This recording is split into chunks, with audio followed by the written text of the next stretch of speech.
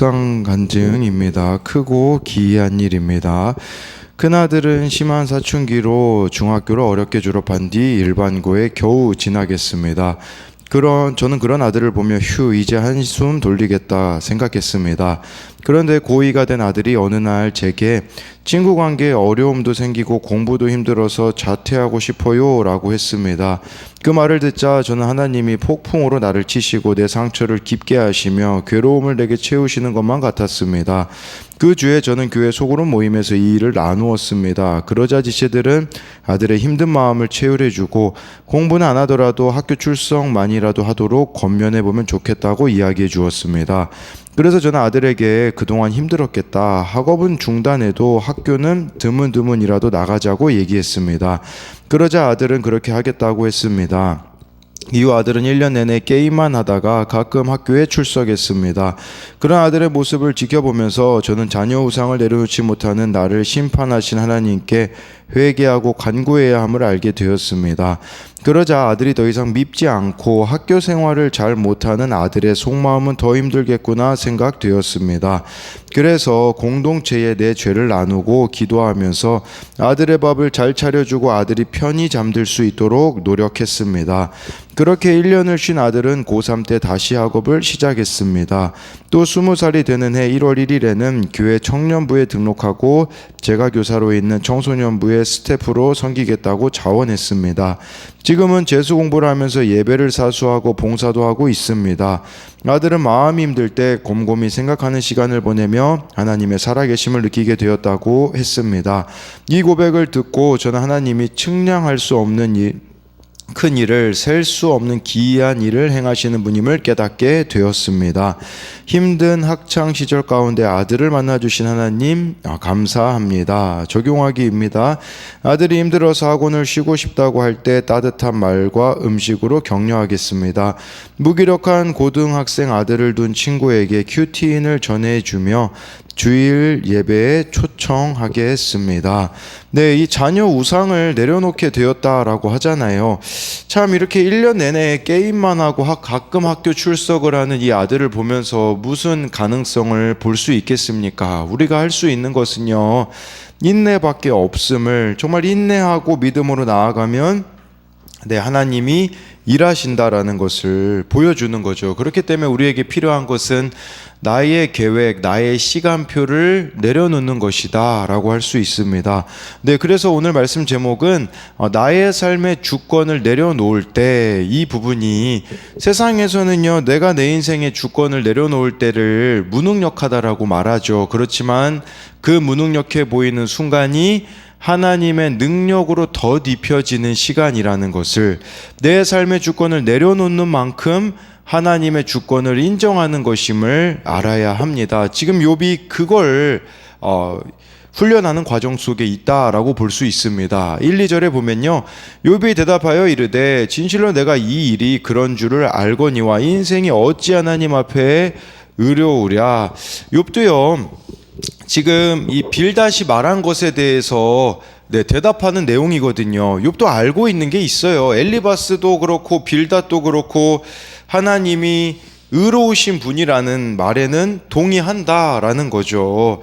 하나님 앞에 의롭다고 주장할 사람이 없고 하나님은 결단코 의를 굽게 하시는 분이 아니라는 거죠. 근데 욥이 지금 의문이 뭐냐면, 그 의로우신 하나님이 왜 죄를 짓지 않는 자신을 징벌했냐라는 거죠. 그러니까 정말 자기가 존재적인 죄인이라는 것은 욥은 인정할 수 없다라는 것이에요. 내가 옳다라고 여기고 있다라는 것이죠. 그런데요, 하나님의 오르심을 인정한다라는 것은 무엇일까요? 나의 죄인됨을 고백하는 겁니다. 내가 막 무슨 죄를 지어서 죄인인 거를 지금 고백한다라는 말이 아니라, 내가 존재적인 죄인이구나라는 것을 고백하는 만큼 하나님의 의로우심을 고백하는 거예요.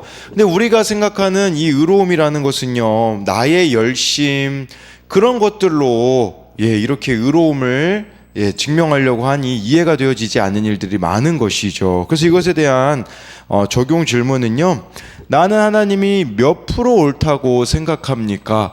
정말 100% 오르신 하나님을 고백합니까? 이게 무슨 뜻이냐면 내가 얼만큼 죄인인지를 고백하느냐에 따라서 하나님의 오르심을 고백할 수 있다라는 거예요.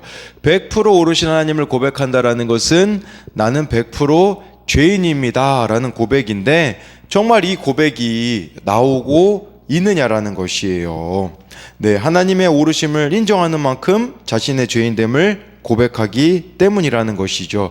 3, 4절에 보면요, 사람이 하나님께 변론하기를 좋아할지라도 천마디에 한마디도 답하지 못하리라.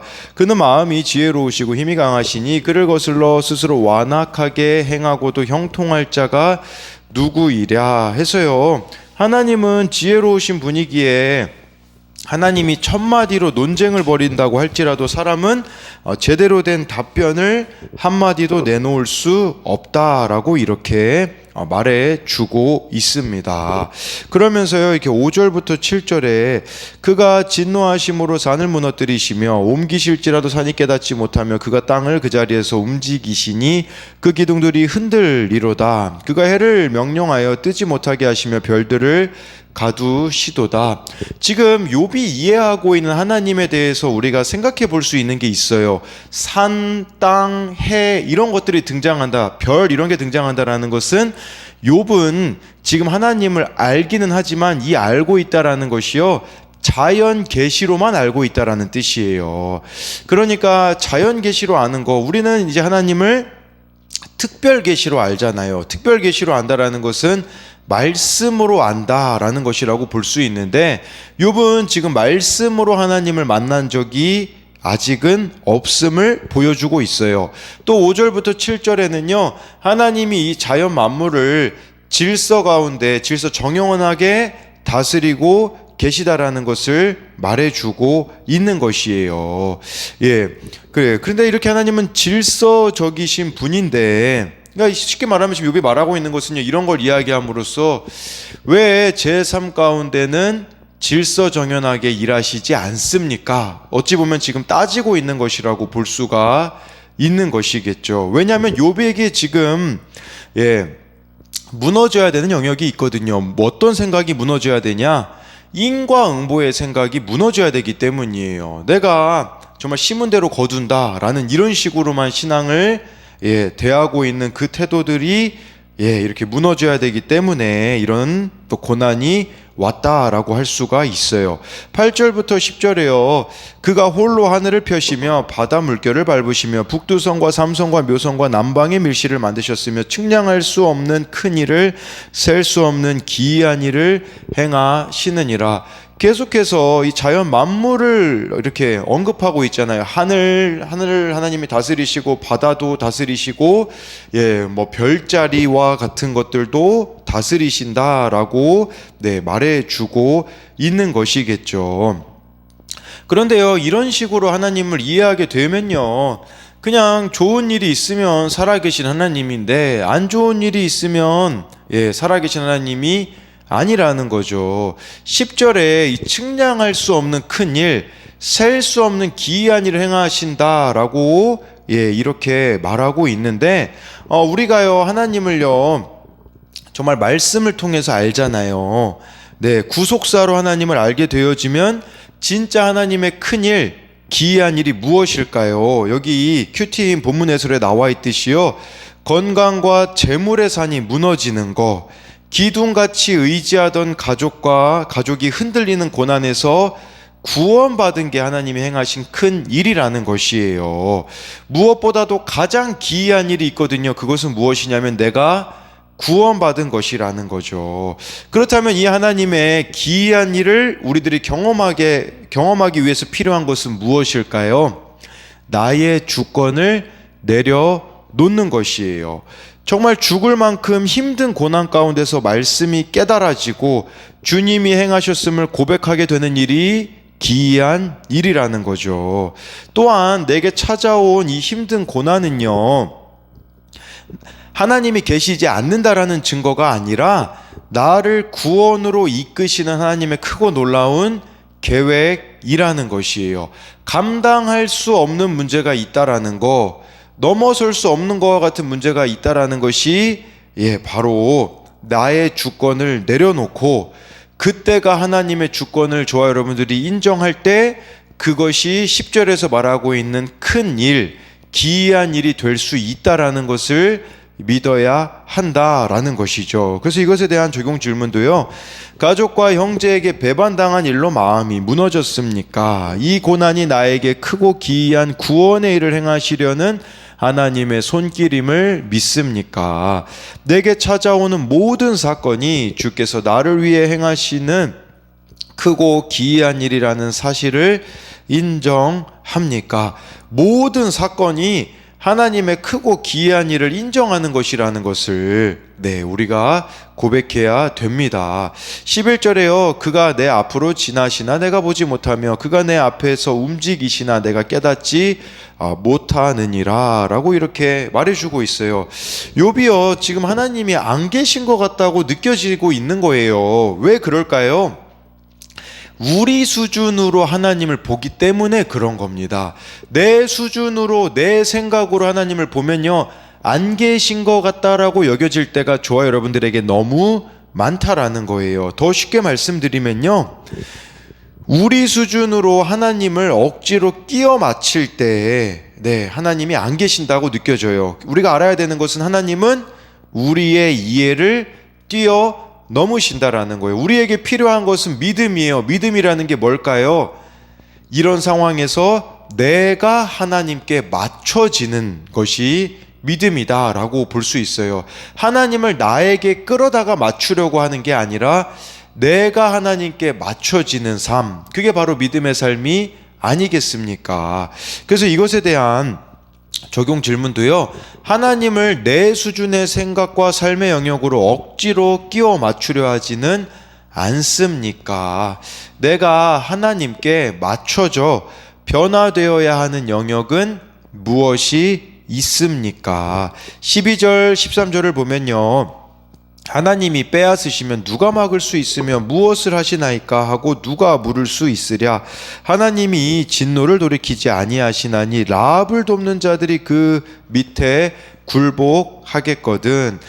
그래서 하나님이 진노하시면 어느 누구도 막을 수 없다라는 거죠. 하나님 앞에서는요, 절대 복종만이 있을 뿐이라는 거예요.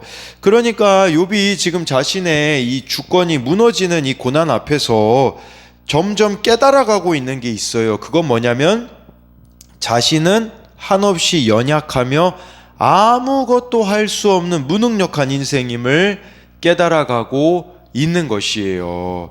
이것을 깨닫는 만큼 우리가 하나님의 주권을 인정하는 것이다 라고 볼 수가 있어요. 또 13절에 이 라합을 잘못 아시면 안 돼요. 이 라합이 그 가나안 땅에 들어갈 때 기생 라합, 믿음의 사람 그 라합을 말하는 게 아니라 여기서 라합은요, 강한 바다 괴물을 뜻하는 거예요.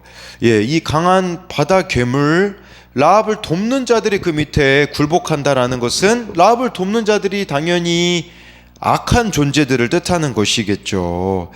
그래서 이런 악한 존재들조차도 하나님에 의하여서 제압 당한다라는 것을 이렇게 말씀해주고 있습니다. 그래서 욥이 점점 자신이 연약하고 악하며 아무것도 할 수 없는 무능력한 인생임을 고백한다는 것이 이 말씀이라고 했잖아요. 그래서 그런 관점으로 이 말씀에 대한 적용 질문은, 하나님을 나름 열심히 믿었는데 가족과 소유와 건강을 잃었습니까? 이 사건이 내 삶의 주인이 내가 아닌 하나님인 것을 고백할 축복의 기회임을 믿습니까?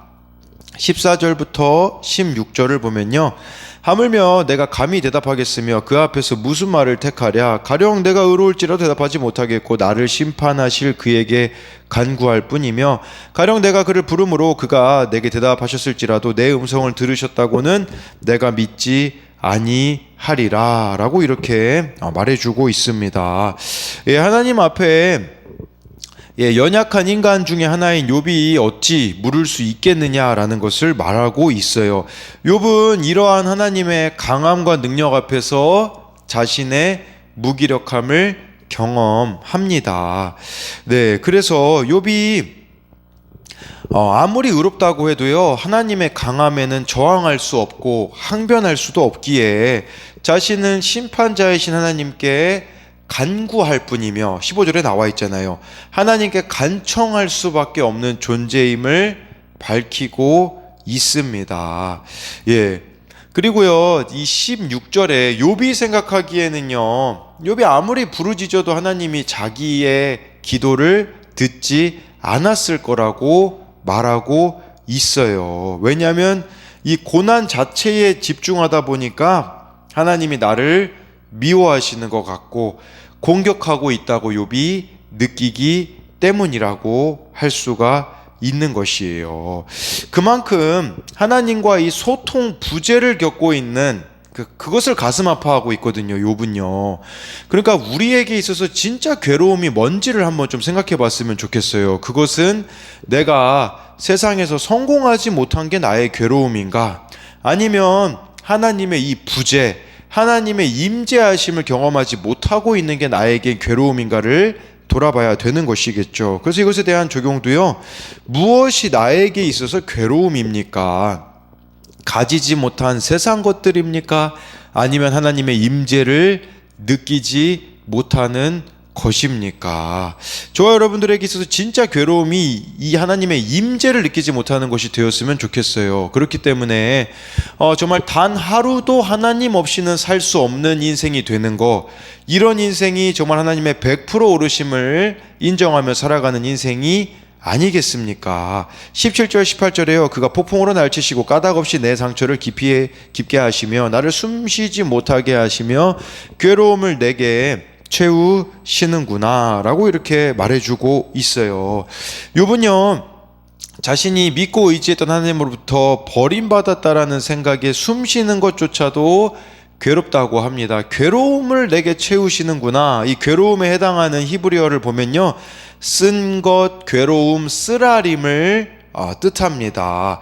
욥이 느끼는 괴로움은 독과도 같은 쓰라림이며 극심한 괴로움이라고 할 수가 있는데요. 그런데요, 이 괴로움이 하나님께 돌아오기에는 가장 좋은 도구가 된다라는 사실이에요. 저는 이 괴로움이라는 단어를 보면서 떠올렸던 인물이 룻기의 나오미라는 인물이 떠올렸습니다. 정말 나오미가 남편이 죽고 두 아들이 죽은 그때에 돌아오지 않습니까? 유턴하지 않습니까? 그러니 우리가 이 괴로움을 느낄 그때가 하나님께로 유턴하는, 돌이킬 수 있는 기회라는 것을 보아야 합니다. 19, 20절에요. 힘으로 말하면 그가 강하시고 심판으로 말하면 누가 그를 소환하겠느냐? 가령 내가 의로울지라도 내 입이 나를 정죄하리니 가령 내가 온전할지라도 나를 정죄하시리라 라고 이렇게 말하고 있어요. 욥은 아직까지요, 자기가 까닭없이 고난당한다고 생각하기 때문에 억울함을 알리고 싶어 해요. 그러나 상대는 하나님이기 때문에 욥이 감당할 수 있는 분이 아니라는 거죠. 예, 그래서 이 20절의 말씀의 의미는요, 욥이 자기가 원하는 이렇게 하나님을 소환하는 일이 이루어져서 하나님을 재판정에 소환한다고 해도요, 욥이 죄인으로 취급받는 것은 변하지 않을 거라는 거예요. 욥이 의롭고 온전하다고 할지라도 하나님은 욥을 정죄하실 거라고 지금 욥이 느끼기 때문이라는 것이라고 말씀해주고 있는데요. 예, 근데 여기서 말하는 이 의로움, 온전함은 욥 자신이 생각하는 기준이었었다라는 거죠. 지금 하나님은 이 의로움, 온전함을 하나님의 수준으로 끌어가고 계시다라는 관점으로 봐야 돼요. 그렇기 때문에 지금 욥을 하나님 수준으로 끌어가시기 위하여서 이 고난이 허락되었다라고 볼 수가 있습니다. 21절에요. 나는 온전하다마는 내가 나를 돌아보지 아니하고 내 생명을 천히 여기는구나. 자기가 생각하기에 욥은 온전한 것 같아 보이거든요. 예, 그런데 그렇게 정말 이 자기 의로움, 자기 온전함을 주장하다 보니까요, 문제는 나를 돌아보지 않고 내 생명을 천히 여긴다라는 것은 자기 혐오에 빠졌다라는 것을 말해주고 있습니다. 그러니까요, 우리도 이렇게 나는 온전하다 이런 식으로 나아가게 되면요, 문제가 해결되지 않아요. 나는 온전하다라는 말을 다른 말로 말하자면요, 나는 피해자다 이렇게만 생각하는 거예요. 나는 문제가 없다 이런 식으로 가게 되어지면 문제의 원인을 다른 데서 찾는 거죠. 그런 식으로 나아가게 되어지면 어떻게 되어지냐? 자기 혐오에 빠질 수밖에 없다라는 것이에요. 근데 이때 저와 여러분들에게 필요한 것은 하나님의 100% 오르심을 고백한다면 내가 피해자일 뿐 아니라 나 또한 가해자라는 것을 기억하게 되어진다면 자기 혐오에서 벗어날 수 있지 않을까요? 자기 혐오에 계속해서 빠지는 이유가 뭐냐면 내가 너무 소중하기 때문이거든요. 내가 너무 옳다고 여기기 때문에 우리는 자기 혐오에 빠지게 되는 것이죠. 그래서 이것에 대한 적용 질문도요, 자기 혐오에 빠져 있지는 않습니까? 이때가 하나님이 내 삶에 개입하시기에 가장 좋은 때임을 믿습니까? 마지막으로 22절부터 24절에요. 일이 다 같은 것이라 그러므로 나는 말하기를 하나님이 온전한 자나 악한 자나 멸망시키신다 하나니 갑자기 재난이 닥쳐 죽을지라도 무죄한 자의 절망도 그가 비웃으시리라. 세상이 악인의 손에 넘어갔고 재판관의 얼굴도 가려졌나니 그렇게 되게 한 이가 그가 아니시면 누구냐라는 거죠. 욥이 생각하기에 하나님은 불공평하신 분이다라고 말하고 있는 것이에요. 네. 그러니까 악인은 하나님의 심판을 받아야 되고 의인은 하나님의 복을 누려야 되는데 욥이 보는 현실은 그렇지 않다라고 말하고 있는 거죠. 욥이 생각하고 있는 온전한 자와 악한 자의 기준이 하나님과 다르기 때문에 이런 인식을 한다라고 볼 수 있어요. 그렇다면 하나님이 보시는 온전한 자는 어떤 자일까요? 하나님 앞에서 온전한 자는요, 자신이 구제불능의 죄인인 것을 알고 인정하는 사람이에요. 하나님 보시기에 악한 자는요, 자신이 구원받아야 할 죄인임을 모르는 사람이에요. 여러분, 그렇지만 온전한 자나 악한 자나 똑같이 멸망의 사건은 임해요. 그때 온전한 자는 어떤 태도를 취하냐? 고난이 올 때에 하나님이 비웃으신다거나 재판관의 얼굴이 가려졌다며 원망하다가도 자기 죄를 깨닫고 하나님 품으로 파고듭니다. 하지만 악한 자는 어떤 자일까요? 이럴 때 자기 힘으로 살려고 더욱 열심을 내며 하나님을 멀리 떠납니다. 악한 사람은 자기가 죄인인 줄 모르고 하나님을 외면한 채 자기 열심을 따라서 살아가는 것이겠죠. 그렇기에 저와 여러분들에게 필요한 것은 하나님이 인정해 주신 온전한 자가 되는 것, 고난 속에서 자기 죄를 고백하며 주를 의지하게 되는 것이야말로 멸망의 사건이 구원의 사건으로 변하게 되는 기회라는 것이에요. 그래서 이것에 대한 적용 질문은요, 진짜 멸망은 내 소유를 잃는 것이 아니라 하나님을 떠나는 것임을 알고 있습니까? 하나님 없이 내 열심을 따라 이루고자 하는 일은 무엇입니까? 내가 하나님 없이는 아무것도 할 수 없는 존재임을 인정합니까? 그래서 저는 이 말씀을 보면서 무능력이 능력이다라는 생각을 해보게 되었어요. 그래서 우리들의 인생에 정말 내가 무능력해지는 그 순간이 오히려 하나님의 능력으로 덧입을 수 있는 순간이라는 것을 기억함으로써 정말 하나님의 오르심을 고백하며 나아가는 저와 여러분들이 되기를 소망합니다.